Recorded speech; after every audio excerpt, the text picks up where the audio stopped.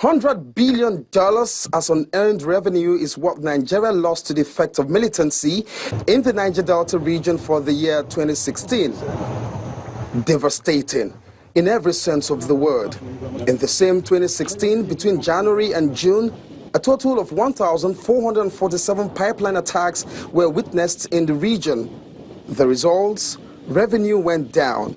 Oil production output dropped to below 1 million barrels per day against the 2.3 million barrels target. Consequently, gas to power was cut by 3,000 megawatts. It can't get any worse.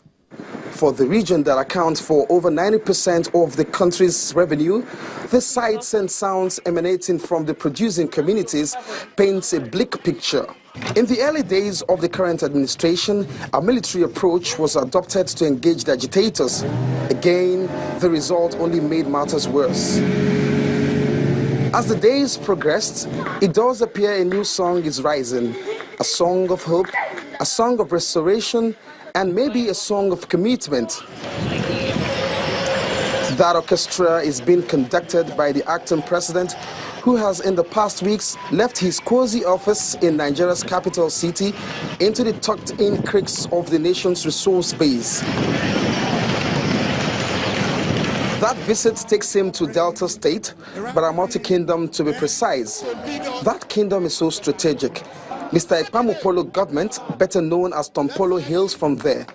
The controversial Maritime University, which the Minister of Transport has challenged, is domiciled there. And it has also been the epicenter of Operation Crocodile Tears as launched by the Nigerian military. In all of this, the highest ranking officer in this government to visit that region had this to say. When I leave here, we'll be visiting Kuruté, the site of the Maritime University.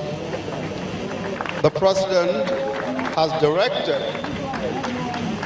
the Ministry of Petroleum to work quickly to see to the realization of all of the objectives of implementing this crucial educational institution.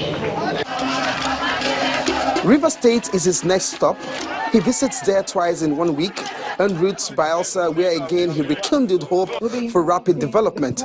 Those young men and women who are involved in illegal refining, our approach to that is that we must engage them by establishing modular refineries so that they can participate in legal refining, not illegal refining. He has since returned to Abuja, but his visits and comments has thrown up reactions. We're not interested in visitors. We're interested in the delivery of what the visitors are saying. A peace mission has started in Baramoti as spearheaded by the king. So despite the degradation of this fishing community, the people of Kokodiagbene have been asked to trust the federal government. School was too far from us. Education was very far from us. Just as I will also say that environmental offenders are far from the law. So that is why you see massive environmental pollution everywhere. So on that, we also call on His Majesty to throw his weight behind it so that that school should start the next academic session. Of all the promises made, that relating to modular refinery remains a gray area. Question is, who will build and finance the refineries? Government or the private sector? Who will run them? Will it be those categorized as illegal refiners who of course lack the trainings, or trained personnel? How would feedstock, that's talking about crude, get to the refineries? Crude is priced in dollars.